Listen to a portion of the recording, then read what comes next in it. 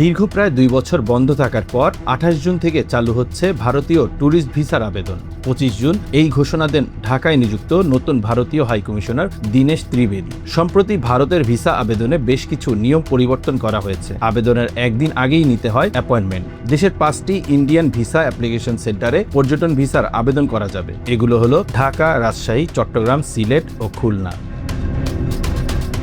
ভারতের ভিসার জন্য ইন্ডিয়ান ভিসা সেন্টারের এই ঠিকানায় আবেদন করতে হবে। এখানে আপনি আবেদন ফর্ম পূরণ করতে পারবেন। সব ঘর সঠিকভাবে পূরণ করার পর ভিসা আবেদন ফর্ম ডাউনলোড করতে হবে। এরপর অ্যাপয়েন্টমেন্ট স্লট বুক করতে হবে।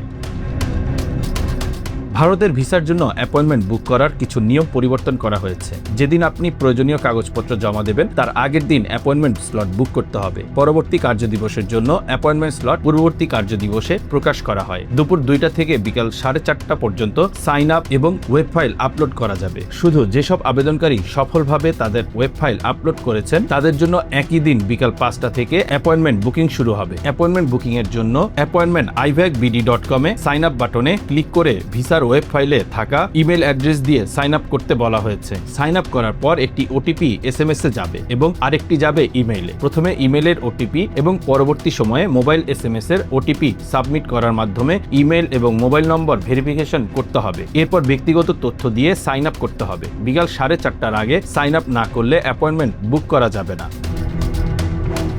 সাইন আপ শেষ হলে মোবাইল নম্বর এবং পাসওয়ার্ড দিয়ে লগ ইন করতে হবে। লগ ইন করার পর মোবাইলে ওটিপি পাঠানো হবে। ওটিপি দিয়ে প্রবেশ করলে অ্যাপয়েন্টমেন্ট পাতা চলে আসবে। সেখানে প্রথমে ডকুমেন্টগুলো আপলোড করতে হবে। ডকুমেন্টগুলো থেকে স্বয়ংক্রিয়ভাবে তথ্য সিস্টেমে যুক্ত হবে। আপলোড করার পর অ্যাপয়েন্টমেন্ট স্লট খোলা পর্যন্ত অপেক্ষা করতে হবে। সন্ধ্যা 6টায় অ্যাপয়েন্টমেন্ট স্লট চালু হলে পুনরায় লগ ইন করতে হবে। লগ ইন করার পর স্বয়ংক্রিয়ভাবে পরবর্তী দিনের জন্য নির্বাচিত একটি অ্যাপয়েন্টমেন্ট স্লট দেখাবে। সেটি পরিবর্তন করতে চাইলে একবার বদলানোর সুযোগ রাখা হয়েছে। অ্যাপয়েন্টমেন্ট বুক হওয়ার পর ভিসা প্রসেসিং ফি পেমেন্ট করতে হবে।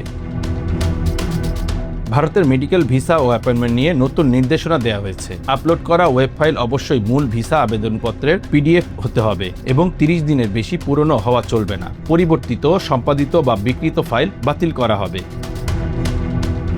ভারতের ট্যুরিস্ট ভিসার জন্য আবেদনের সঙ্গে বেশ কিছু কাগজপত্র জমা দিতে হবে। ভিসা আবেদন জমা দেওয়ার সময় 6 মাস মেয়াদ ও কমপক্ষে 2 খালি পৃষ্ঠা সহ মূল পাসপোর্ট এবং পুরনো সব পাসপোর্ট, পূর্ণ মুখমণ্ডল দেখা যায় এমন সাম্প্রতিক তোলা ছবি, জাতীয় পরিচয়পত্র বা জন্ম নিবন্ধন সনদের কপি, ইউটিলিটি বিল, পেশার প্রমাণ, আর্থিক স্বচ্ছতার প্রমাণ হিসেবে আবেদনপত্রের সঙ্গে $150 সমমূল্যের বিদেশি মুদ্রা, এন্ডোর্স, রেজিস্ট্রেশন নম্বর সহ অনলাইন ভিসা আবেদনপত্রের প্রদত্ত জায়গায় আবেদনকারীর ছবি স্ক্যান করে আপলোড করতে হবে।